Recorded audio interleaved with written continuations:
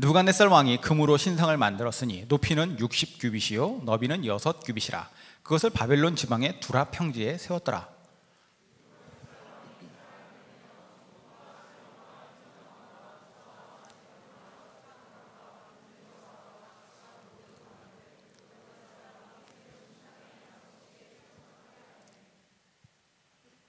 이에 총독과 수령과 행정관과 모사와 재무관과 재판관과 법률사와 각 지방 모든 관원이 느부갓네살 왕이 세운 신상의 낙성식에 참석하여 느부갓네살 왕이 세운 신상 앞에 서니라.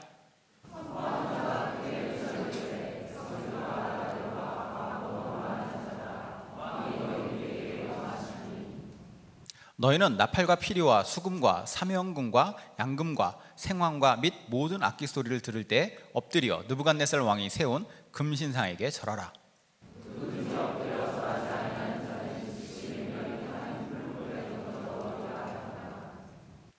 모든 백성과 나라들과 각 언어를 말하는 자들이 나팔과 피리와 수금과 사명금과 양금과 및 모든 악기 소리를 듣자 곧 느부갓네살 왕이 세운 금신상에게 엎드려 절하니라.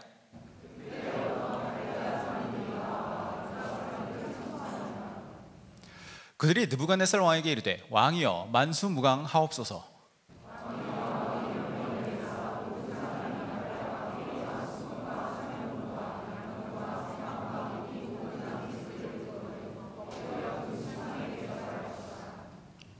누구든지 엎드려 절하지 아니하는 자는 맹렬히 타는 풀무불 가운데 던져 넣음을 당하리라 하지 아니하셨나이까.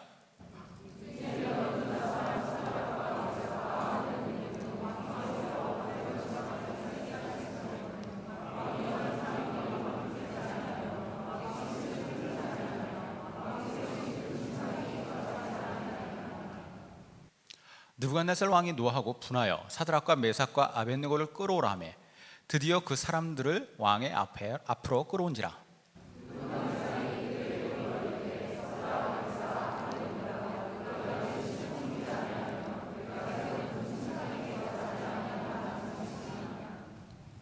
이제라도 너희가 준비하였다가 나팔과 피리와 수금과 사명금과 양금과 생황과 및 모든 악기 소리를 들을 때 내가 만든 신상 앞에 엎드려 절하면 좋거니와 너희가 만일 절하지 아니하면 즉시 너희를 맹렬히 타는 풀무불 가운데에 던져 넣을 것이니 능히 너희를 내 손에서 건져낼 신이 누구이겠느냐 하니.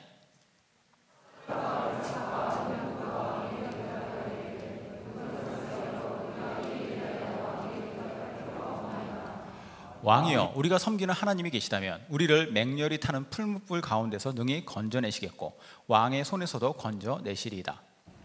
그렇게 하지 아니하실지라도 왕이여 우리가 왕의 신들을 섬기지도 아니하고 왕이 세우신 금신상에게 절하지도 아니할 줄을 아옵소서. 아멘. 크리스 페블이라고 하는 작가가요 미지근한 그리스도인의 77가지 습관이라고 하는 책을 썼습니다.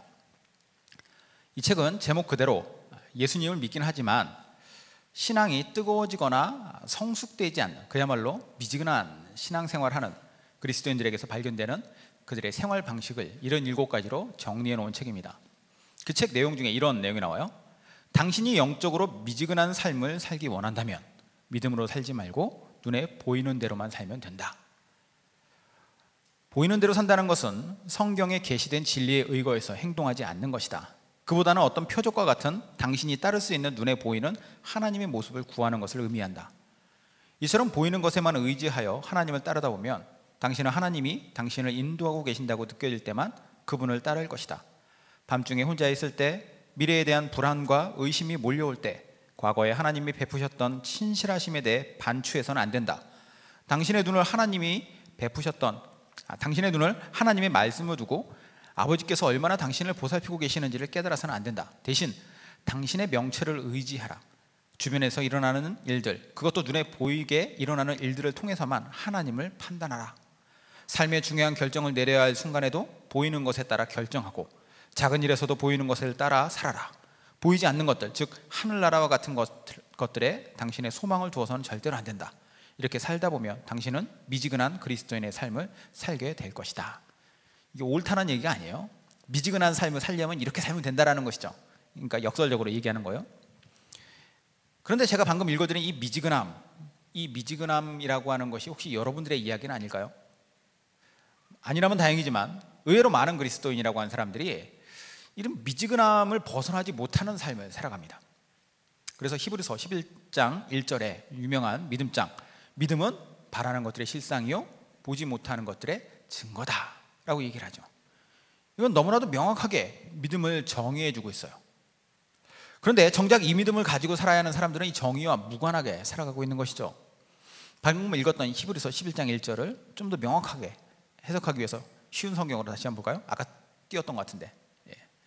자, 같이 한번 읽겠습니다. 믿음은 우리가 바라는 것들에 대해서 확신하는 것입니다. 또한 보이진 않지만 그것이 사실임을 아는 것입니다. 성경 히브리서의 저자는요, 믿음을 눈에 보이는 것만 인정하고 그것만 받아들이는 것이 아니다라고 규정을 해요. 믿음은 이와는 반대라는 것이죠. 보이는 것을 믿음이라고 생각하는 것이 사람들의 일반적인 생각이지만 히브리서에서 나오는 믿음의 정의는 보이지 않는 것을 믿는 거예요. 보이지 않는 하나님의 약속, 그분의 말씀을 바라보면서 그 말씀의 성취를 기다리는 거, 기대하는 거, 소망하는 거, 그렇게 살아가는 거, 이게 믿음이라는 것이죠. 비록 그 말씀을 하시는 하나님이 당장 눈에 보이지 않고 또 그 말씀의 성취가 내가 살아있는 동안에 나타나지 아니할지라도, 심지어는 그렇게 될지라도 나는 그것을 믿겠다, 믿습니다 라고 하는 것이 바로 믿음이라는 거예요.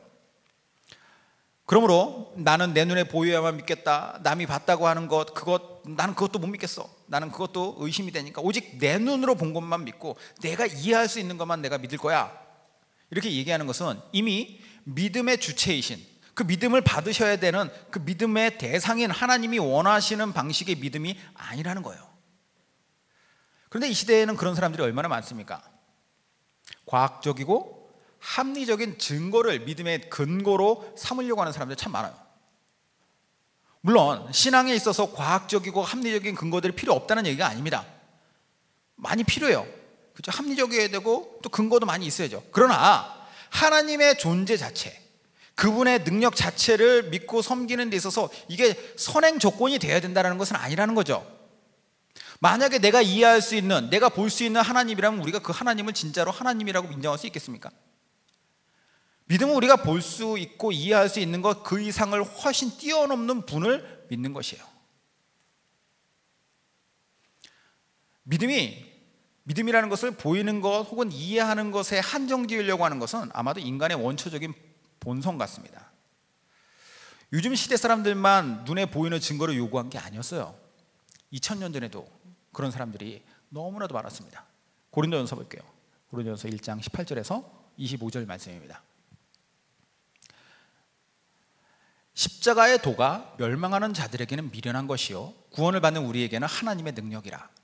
기록된 바 내가 지혜 있는 자들의 지혜를 멸하고 총명한 자들의 총명을 폐하리라 하셨으니, 지혜 있는 자가 어디 있느냐, 선비가 어디 있느냐, 이 세대의 변론가가 어디 있느냐, 하나님께서 이 세상의 지혜를 미련하게 하신 것이 아니냐. 하나님의 지혜에 있어서는 이 세상이 자기 지혜로 하나님을 알지 못하므로 하나님께서 전도에 미련한 것으로 믿는 자들을 구원하시기를 기뻐하셨도다.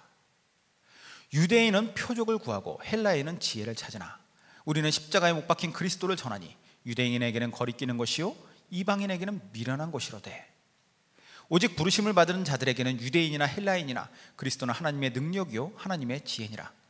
하나님의 어리석음이 사람보다 지혜롭고 하나님의 약하심이 사람보다 강하니라.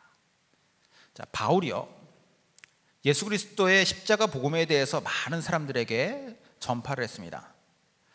그 대상은 많은 유대인들, 디아스포라 유대인들, 흩어져 있는 유대인들이죠. 유대인들이 될 수도 있었고 또 헬라인들, 그리스 사람들일 수도 있었어요. 이런 여러 민족의 사람들에게, 여러 배경을 갖고 있는 사람들에게 예수 그리스도의 복음을 전하니까 이 복음을 들은 많은 사람들의 반응이 이랬다라는 거예요. 유대인들에게 전하니까 유대인들은 예수님이 하나님의 아들이라고 하는 증거를 나에게 보여주십시오. 예수의 이름으로 지금 당장 뭔가 놀라운 표적, 어떤 표적을 일으켜준다면 나는 그걸 보고 믿겠습니다. 철학을 중시하는 헬라인들에게 이것을 전하니까 그 헬라인들은 이렇게 얘기하는 거예요. 그 예수님을 내가 믿을 수 있도록 논리적으로 나를 설명하고 나를 이해시켜 주십시오. 그렇게 한다면 나는 예수님 믿겠습니다. 사람들이 이렇게 반응을 하니까 바울이 답답했던 거예요.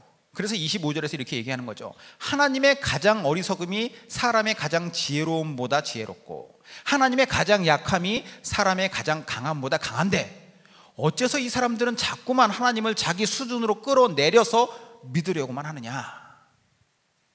아까도 말씀드렸지만 이러한 불신앙의 모습들은요, 하나님을 떠난 인간이 가지고 있는 어쩔 수 없는 본성인 것 같아요. 하지만 또 반대로 생각하면은 눈에 보이는 것의 믿음의 기준과 가치를 두지 않고 보이지 않는 하나님과 그분의 말씀에 믿음의 기준과 가치를 두고 살면 진정한 믿음이 무엇이며 믿음의 능력이 무엇이며 그 대상인 하나님이 어떠한 분이신지를 깨달아 알 수 있게 된다는 겁니다. 적어도 그 대상이신 하나님이 온 우주의 주권자이자 살아계신 창조주이자 주권자이신 하나님이시라면 말이죠. 만약에 하나님이라고 하는 존재가 그런 존재가 아니라면 우리가 아무리 믿으려고 해도 우리가 아무리 믿는다 어쩐다 막 이렇게 길을 써도 그 대상 자체가 허상인데 어떻게 거기에서 능력이 나와요? 그렇죠? 그러니까 그 대상이 살아계시기 때문에 그 살아계신 부분이 우리에게 요청하시고 요구하신 방식이 그 믿음이기 때문에 우리는 그 믿음을 선택하고 따라가야 된다는 겁니다. 오늘 우리가 나눌 이 본문 말씀, 여기에 나오는 주인공들이 바로 이 보이지 않는 하나님을 믿는 믿음으로 상상도 못했던 일들을 경험했던 사람들이에요. 그들은 우리가 지난주에 함께 살펴봤던 위대한 믿음의 사람 다니엘의 친구들입니다. 그들의 이름은 바벨론식 이름으로 사드락과 메삭과 아벳느고, 유대식 원래 그들이 가지고 있었던 이름은 하나냐와 미사엘과 아사랴였어요. 이 세 친구들은 다니엘처럼 남유다가 멸망했을 때 첫 번째로 바벨론의 포로로 끌려왔던 1차 포로 중에 포함되었던 사람들입니다. 1차 포로 중에는 어떤 사람들이 있었냐면 유대의 귀족 청년들 중에서 똑똑하고 잘생긴 친구들, 그러니까 엘리트들이었어요. 자, 뇌생남, 외모도 그렇고 뇌도 그렇고. 자, 그런데 그런 친구들, 이제 뭐 이렇게 배경이 뭐 똑똑하다, 뭐 얼굴 잘생겼다, 이게 중요한 게 아니에요. 그 사람들에게는 아주 특별함이 있었습니다. 다니엘을 비롯한 이 세 친구들은 금묵자옥, 뭐 근주자적 이렇게 얘기하죠. 가까이에 어떤 사람을 두고 있느냐 참 중요한 것 같아요. 어떤 동료와 어울리는 것이 중요한가 다시 한번 느낄 수 있게 합니다. 왜냐하면 이 사람들은, 다니엘과 이 세 친구들은 서로 신앙과 삶에 있어서 좋은 영향을 서로 주고받았던 사람들이에요. 우리가 보진 않았지만 우리가 지난 주일에는 다니엘서 1장을 받고 오늘 3장을 보잖아요. 그럼 그 사이에 2장에 어떤 내용이 나오는데요. 다니엘과 세 친구들을 비롯한 바벨론에 있는 지혜자들, 즉 바벨론에 있는 많은 그 문신들이라고 하죠. 문신들이 모두 느부갓네살 왕에게 죽을 위기에 처한 것이 2장의 내용입니다. 그 급박한 상황이 왜 일어났었냐면 왕이 꿈을 꿨어요. 근데 뭔가 이렇게 너무 찜찜한 꿈이에요. 근데 그 꿈에 대해서 여러 사람들에게 물어봤는데 측근에 있는 사람들, 똑똑하다는 사람들이 그 꿈에 대해서 해석을 해줘라 라고 하니까 그 사람들이 그럼 무슨 꿈입니까? 물어보니까 왕이 뭐라고 요구를 하냐면, 그거 물어봐가지고 내가 그 얘기 해준 다음에 네가 그것을 해석을 네 마음대로 하면 내가 그걸 진짜인지 어떻게 아냐. 그러니까 내가 꿈을 맞춰라. 그리고 그것을 해석을 나에게 알려줘라. 이렇게 얘기를 해요. 그러니까 이것을 아무도 해내는 사람이 없죠. 그러니까 왕이 어떻게 하냐면, 이것들 봐라, 지금 내가 이렇게 많이 투자를 해주고 너희들한테 많은 것들 누렸는데 이거 하나 못하는 인간들이 뭐야? 그러면서 얘들을 다 죽이기로 했어요. 그 문신들에 포함되는 사람이 이제 다니엘과 세 친구들이 다 포함이 됐었죠. 그래서 다니엘이 어떻게 하냐면 이 꿈을 자기가 해석하기로 합니다. 그리고 그 꿈을 해석하기 전에 우선 그 꿈을 알아야 되잖아요. 무슨 꿈을 꿨는지, 개가 나오는지 돼지가 나오는지 알아야 될 거 아니에요. 그 꿈을 가르쳐달라고 하나님께 기도를 하는데 어떻게 하냐면 이 세 친구들을 불러서 같이 중보해달라, 우리가 같이 기도하자. 그리고 그들이 같이 기도했을 때 하나님이 그 기도에 응답을 하십니다. 그리고 그 꿈을 보여주시고 그 꿈에 대한 해석을 알려주세요. 뭐 결국은 결론적으로는 그 꿈의 내용이 뭐냐면은 바벨론이 멸망할 것이다 라고 하는 꿈이었어요. 자, 여하튼 이 꿈을 해석해 줌으로 말미암아서 그들은 다니엘과 그리고 그 세 친구들은 높은 지위에, 관직에 오르게 되는데, 이 믿음 안에서 이들의 귀한 관계를 우리가 볼 수 있는 것입니다. 그런데 이 위기를 넘기고 아주 뭐 이렇게 잘 풀리는 것 같았는데 또 다른 위기가 이제 오늘 3장에서 등장을 하는 겁니다. 다니엘은 어디 출장을 갔는지 안 보여요. 다니엘은 없는 상황에서 이 일이 발생해요. 그 일이 무엇이냐면 뭐 뒤에 이제 내용에서도 여러분들 볼 수 있겠지만 목숨을 그들이 빼앗길 수밖에 없는 상황이 닥친 겁니다.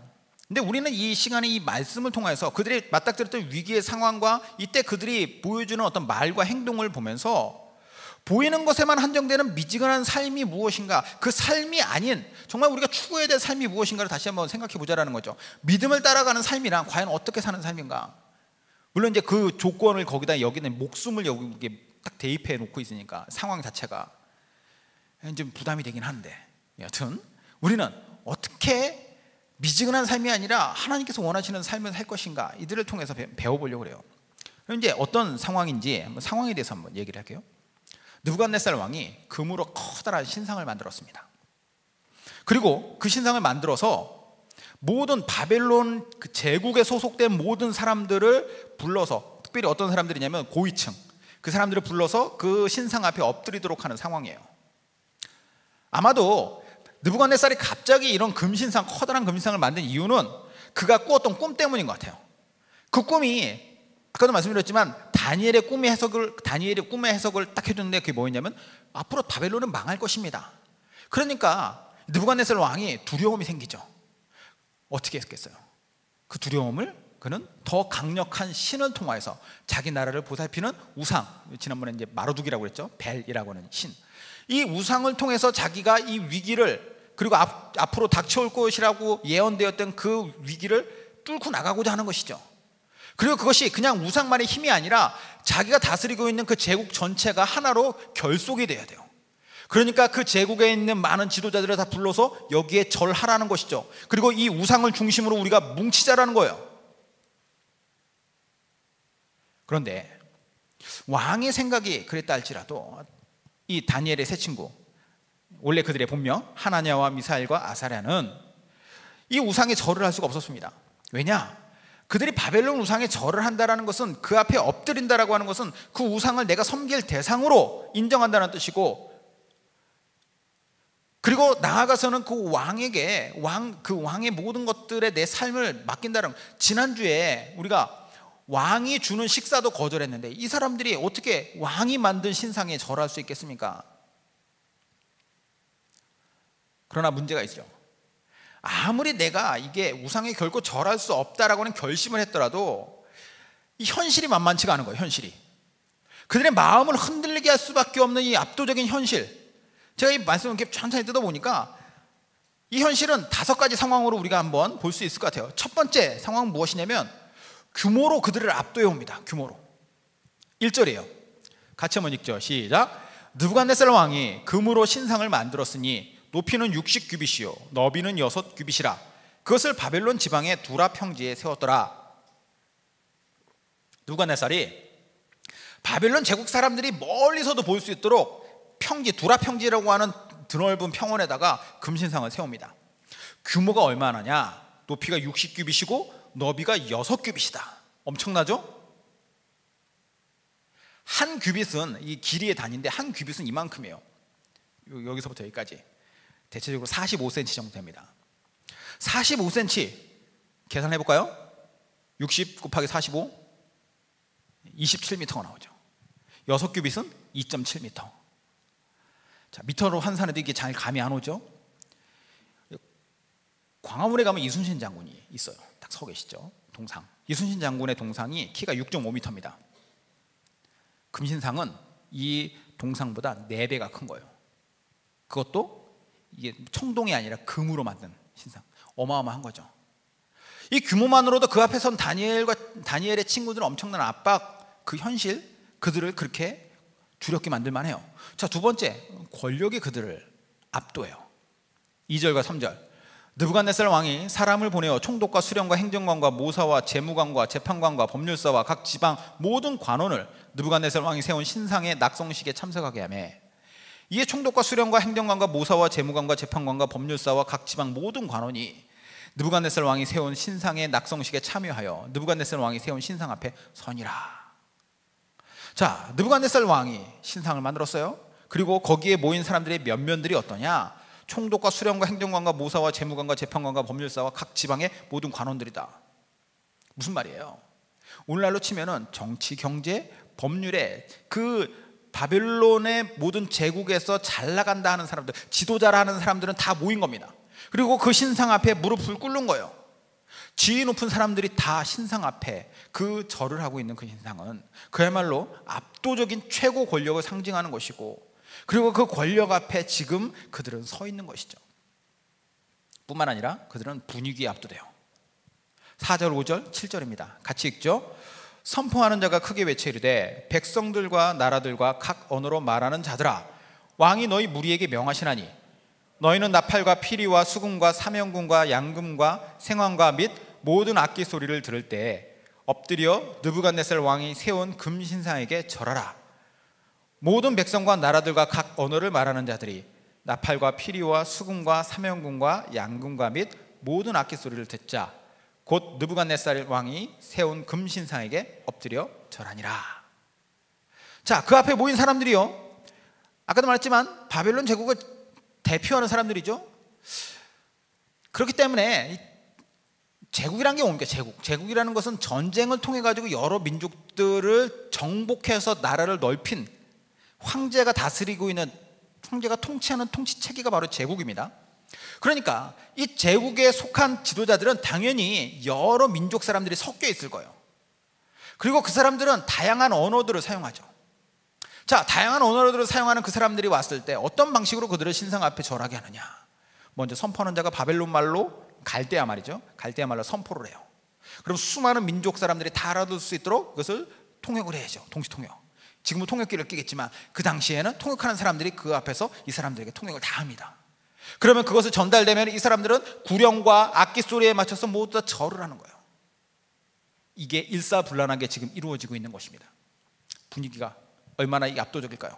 우리가 축구 경기장이나 야구 경기장만 가도 사람들이 일사불란하게 악기 소리에 맞춰서, 북소리에 맞춰서, 응원 구호에 맞춰가지고 함께 응원을 하면 그 분위기에 압도되잖아요. 그죠? 예전에 뭐죠? 아일랜드인가요?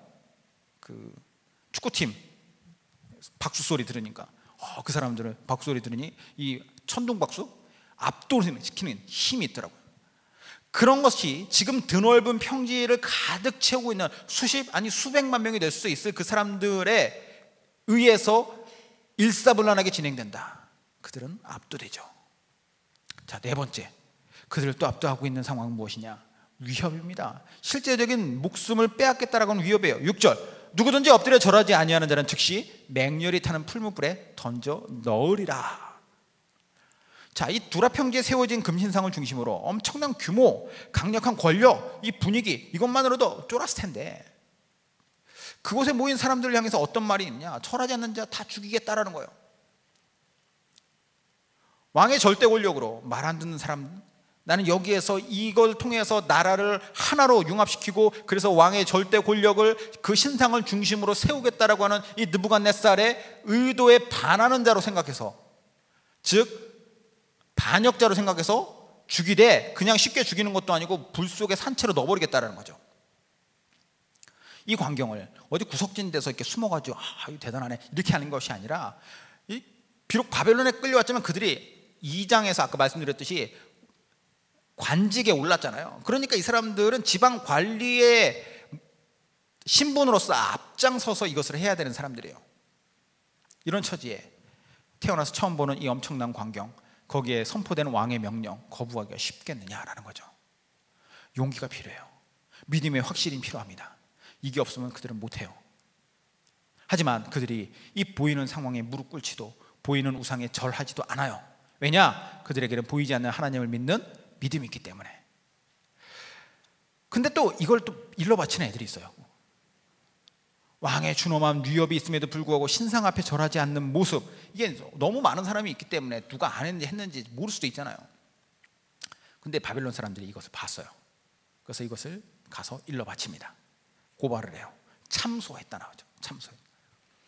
아마도 그들의 입장에서 봤을 때는 저것들 봐라, 포로 주제에 왕의 은혜를 입어서 지금 관직까지 오른 저 인간들이 왕 앞에 지금 왕의 명령, 이 절대적인 명령을 어긴단 말이야? 가만두면 안 되지. 왕한테 고발을 해요. 죽이십시오. 그래서 왕이 그들의 얘기를 듣고 갑자기 노가 확 올라왔다가 이 노가 금방 사그라들어요. 놀라운 상황이 이어집니다. 다섯 번째 상황이 그들을 위협하는데 무엇이냐? 회유입니다. 회유. 느부갓네살 왕이 노하고 분하여 사드락과 메삭과 아벳느고를 끌고 오라 말하매 드디어 그 사람들을 왕의 앞으로 끌어온지라. 느부갓네살이 그들에게 물어 이르되 사드락 메삭 아벳느고야, 너희가 내 신을 섬기지 아니하며 내가 세운 금신상에게 절하지 아니한다니 사실이냐? 이제라도 너희가 준비하였다가 나팔과 피리와 수금과 사면공과 양궁과 생화가 및 모든 악기 소리를 들을 때, 내가 볼 때는 이렇게 얘기하지는 않았을 것 같아요. 너무 길어 대사가. 자, 어쨌든 내가 만든 신상 앞에 엎드려 절하면 좋거니와 너희가 만일 절하지 아니하면 즉시 너희를 맹렬히 타는 풀무불 가운데 던져 넣을 것이니 등이 너희를 내 손에서 건져낼 신이 누구이겠느냐 하니. 자, 느부갓네살이요, 갑자기 그냥 죽일 수도 있는데 그들을 회유하죠. 절해라. 근데 아마도 그들이 그냥 죽이기에는 아까운 인재였기 때문이었을 것 같아요. 아니면 뭐 느부갓네살의 기분이 너무 좋으니까 그랬을 수도 있죠. 뭐 여하튼 순식간에 그들의 상황은 압도하는 상황과 악의적인 고발과 그리고 왕의 회유가 막 태풍처럼 그들에게 막 오는 거예요. 처음에는 강하게, 그리고 뒤에는 부드럽게. 목적은 무엇이죠? 그들의 신앙을, 그들의 결단을 꺾는 것입니다. 이걸 보면서 한편으로 이게 바로 그리스도인이 살아가는 세상의 현실의 모습이 아닌가라는 생각을 해요.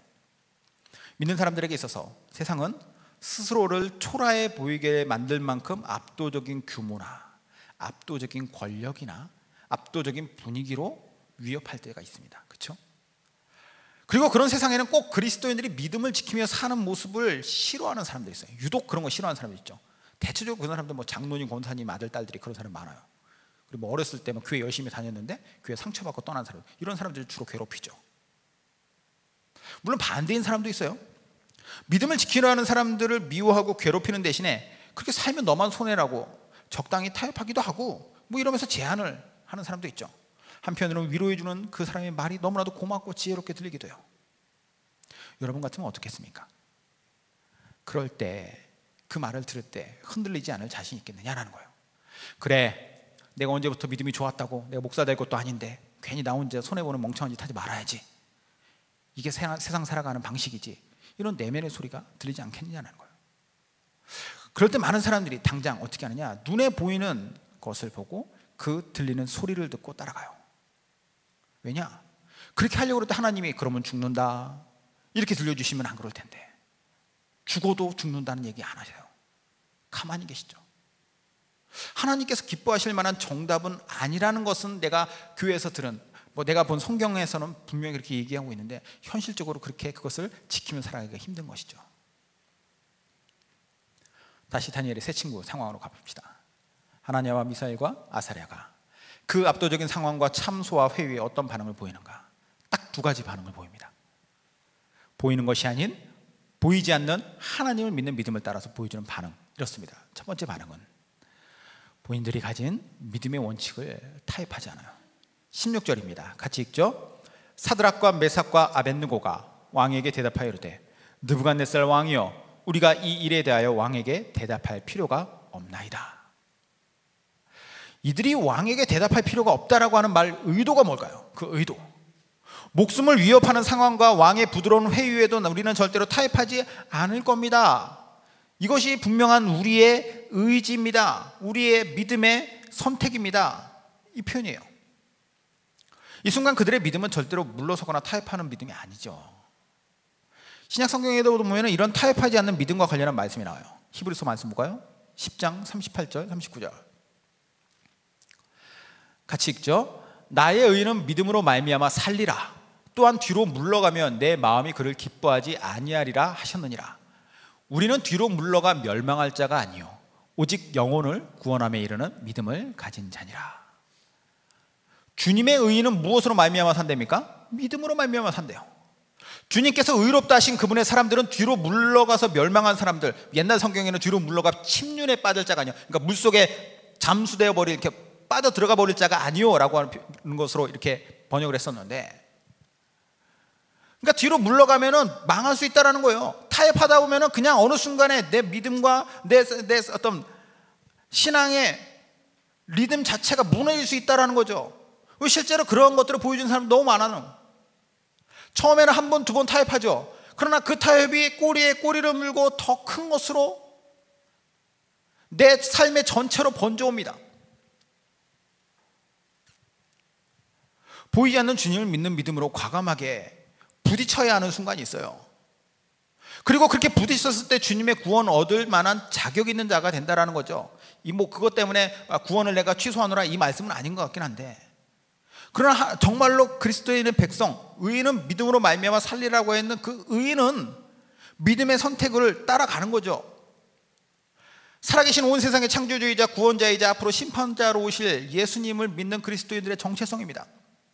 다니엘과 새 친구들처럼 2500년 뒤에 이렇게 그들의 스토리를 접하고 있는 우리도 물러서지 않는 믿음의 원칙으로 우리의 삶을 살아야 하는 거예요. 그리고 이 다니엘의 새 친구들이 보여준 두 번째 반응입니다. 그들은 하나님을 신뢰해요. 어떻게 해요? 절대적으로 신뢰합니다. 17, 18절입니다. 왕이여, 우리가 섬기는 하나님이 계시다면 우리를 맹렬히 타는 풀무불 가운데서 능히 건져내시겠고 왕의 손에서도 건져내시리이다. 그러니까 하나님이 살려주실 거예요, 이거죠. 그런데 그렇게 하지 아니하실지라도 왕이여, 우리가 왕의 신들을 섬기지도 아니하고 왕이 세우신 금신상에게 절하지도 아니할 줄을 아옵소서. 자신들이 분명한 믿음의 원칙에서 그들은 물러서지 않겠다고 말합니다. 그리고 그들에게는 근본적으로 하나님에 대한 절대적인 신뢰가 있음을 여기에서 나타나는 거예요. 그런데 하나님에 대한 신뢰가 어디 수준에 있느냐? 하나님께서 나를 꼭 구원하실 거야, 요게 아니라 구해주지 않으실지라도 서로 하나님께서 구원해 주시지 않고 우리가 거기서 죽더라도 나는 하나님을 향한 신뢰를 버리지 않겠다. 이게 그들이 보여주고 있는 믿음이죠. 그들의 이런 절대적인 신뢰를 보면서 저는 이게 바로 보이지 않아도 그게 사실이라는 것을 믿는다는 믿음이다라는 생각이 들었어요. 하나님은 당장 보이지 않죠. 아니, 죽을 때까지 그분은 못 볼 수도 있습니다. 하지만 그분은 언제나 살아서 역사하시는 분이시기 때문에 내가 그분을 보고 못 본 간에 그분의 존재는 이미 존재하시는 거예요. 내가 그분의 능력을 내 스스로가 끌고 와가지고 내 삶에 주입해가지고 하지 않아도 그분은 이미 능력이 있으신 분이시죠. 그분이 어떤 분이신가를 명확하게 알고 그것을 인정한다면 그것은 믿음으로서의 삶으로 내 삶을 그분께 맡겨드릴 수 있는 거예요. 반대로 가면 안 됩니다. 내 삶에 자꾸 그분의 능력이 있어야만 이게 뭔가 되는 것이라고 생각하면 안 된다는 거예요. 그리고 그들이 이렇게 놀라운 믿음을 소유할 수 있었던 이유가 뭘까? 곰곰이 생각해 보니까 하나님은 그냥 단순히 그 순간에 그래 믿기로 결심했어, 한번 믿어봐야지, 목숨 한번 걸어봐야지, 도박 한번 하는 것처럼 올인 하는 게 아니라는 거예요. 이미 그 전부터 하나님과의 그들과의 관계가 형성이 되었기 때문에 그들은 이것을 선택할 수 있는 겁니다. 존 화이트라고 하는 분이 믿음의 싸움이라고 하는 책을 썼는데 거기 이런 내용이 나와요. 믿음은 당신의 의지와 연관된 결심과 태도를 필요로 한다. 맞죠? 그러나 믿음은 의지가 아니며 의지 또한 믿음이 아니다. 방금 위에서는 결심과 태도, 의지적인 것을 이야기했는데 그런데 뒤에서는 또 아니라고 얘기해요. 왜 그러냐면 믿음은 인격적인 관계와 관련이 있다. 그것은 어떤 분에 대한 믿음이다. 무의미하게 보임에도 불구하고 계속 매달리는 것은 내가 자제력을 발휘하고 있기 때문이 아니다. 자제력은 별 역할을 못한다. 나는 말씀하신 분이 어떤 분인지 알기에 매달리는 것이다. 무슨 말이냐?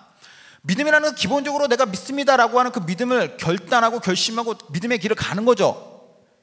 그러나 그냥 그게 그럴지도 모르고 아닐지도 모르고 아리까리한 상황에서 한번 믿어보지 뭐 이렇게 해가지고 가는 게 아니라 이미 관계가 형성된 가운데서 그 형성된 관계를 바탕으로 그분에 대한 알물 바탕으로 그분에 대한 신뢰를 바탕으로 내가 그렇게 가겠습니다라고 하는 선택으로 나아간다라는 거예요. 다니엘의 친구들이 보여준 것이 바로 그겁니다. 하나님을 향한 전적인 신뢰는 단지 의지적인 고집이 아니라는 거예요. 자꾸 저래라 저러라니까 나 더 하기 싫어, 그게 아니라는 거죠. 진정으로 그리 아니하실지라도 나는 끝까지 주님을 믿습니다 라고 고백하고 그렇게 살 수 있는 믿음은 그분이 어떤 분인지를 경험하고 그분을 이해하고 이 사실을 바탕으로 그분을 전적으로 신뢰할 수 있는 관계가 그분과의 형성이 되어 있을 때 이게 믿음이 되는 거예요.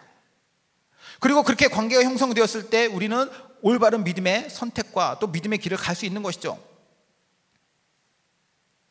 위기 앞에서 하나님의 백성다운 원칙을 중심으로 압도되지 않고 협박과 회유 앞에서도 무릎 꿇지 않고 오히려 믿음으로 당당히 맞설 수 있는 것, 이게 바로 세상에서 보이는 대로 사는 것이 아니라 보이지 않는 믿음을 따라 살아가는 삶이에요. 우리가 이 세상에서 미지근한 그리스도인이 아닌 믿음대로 사는 뜨거운 그리스도인으로 살려고 한다면 사단이 우리를 가만두겠습니까? 어떻게든 방해하겠죠. 그럴 때 우리가 붙잡아야 될 게 뭐겠어요? 이 세상 무엇보다 더 강하시고 2500년 전에만 살아계셨던 것이 아니라 지금도 살아 역사하시는, 특별히 우리 안에서 우리를 도우시는, 나와 관계하시고 나에게 말씀하시고 나의 찬양을 받으시고 나의 예배를 받으시기에 합당한 그분과의 관계, 그분의 뜻, 그분의 위로, 그분께서 주시는 용기, 이걸 붙잡을 때 가능한 거예요.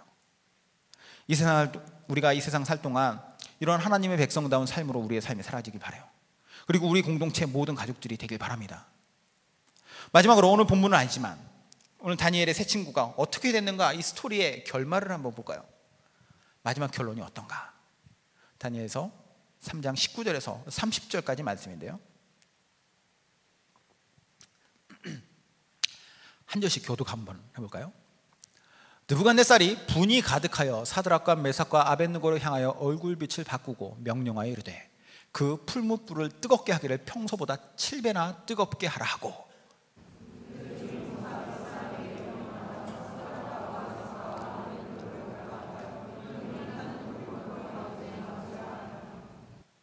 그러자 그 사람들을 겉옷과 속옷과 모자와 다른 옷을 입은 채 결박하여 맹렬히 타는 풀무불 가운데 던졌더라.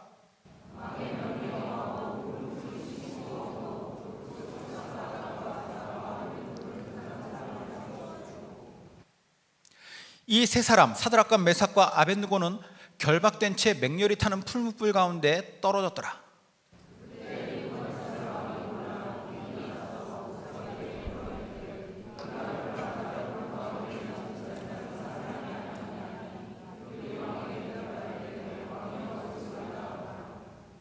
왕이 또 말하여 이르되 내가 보니 결박되지 아니한 네 사람이 불 가운데로 다니는데 상하지도 아니하였고 그 넷째의 모양은 신들의 아들과 같도다.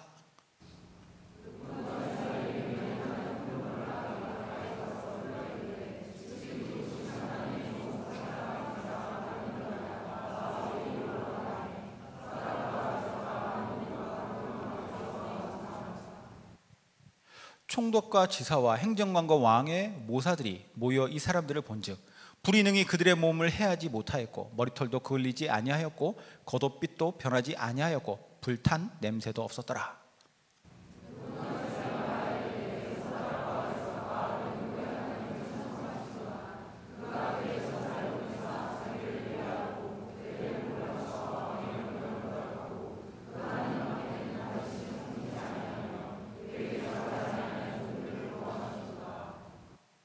그러므로 내가 이제 조소를 내리노니 각 백성과 각 나라와 각 언어를 말하는 자가 모두 사드락과 메삭과 아벳느고의 하나님께 경솔히 말하거든 그 몸을 쪼개고 그 집을 거름토로 삼을지니 이는 이같이 사람을 구원할 다른 신이 없음이니라 하더라. 왕이 드디어 사드락과 메삭과 아벳느고를 바벨론 지방에서 더욱 높이니라. 아멘. 너무나도 극적인 결말이죠. 안 죽었어요. 하나님께서 살리셨죠? 이거를 우리가 이렇게 적용해서 그래, 내 믿음으로 불 속에 한번 들어가 보리라. 미련한 짓이죠. 여기에서 이야기하고 있는 바가 무엇입니까? 하나님의 살아계심을 보이시는 거예요. 저는 이 사건이 정말 우리가 상상하지도 못했던 반전으로 던졌더니 죽었더라 하더라도 그 사건 자체에서 하나님께서 주시는 교훈이 있으리라고 생각해요. 그리고 그렇게 많은 사람들이 순교를 했습니다. 하나님께서 살리시고 살리시지 않고는 하나님의 영역이죠. 하지만 하나님의 사람들의 영역은 무엇이냐면 살릴 능력도 있고 죽일 능력도 있는 그분 앞에 나아가는 겁니다. 그분의 백성으로 살아가는 것이고 눈에 보이는 것에 자기의 삶을 전체로 거기다 맡기는 것이 아니라 눈에 보이시진 않지만 이 온 우주를 지금도 붙들고 계시고 나를 창조하셨고 나의 존재를 그리고 나를 위해서 십자가에 달려 돌아가시고 앞으로 다시 오시겠다 약속하실, 언제인지 모르겠지만 그날에 다시 오실 그분을 바라보면서 나아가는 것, 그게 바로 우리의 믿음의 삶이 되어야 할 줄로 믿습니다. 기도하겠습니다.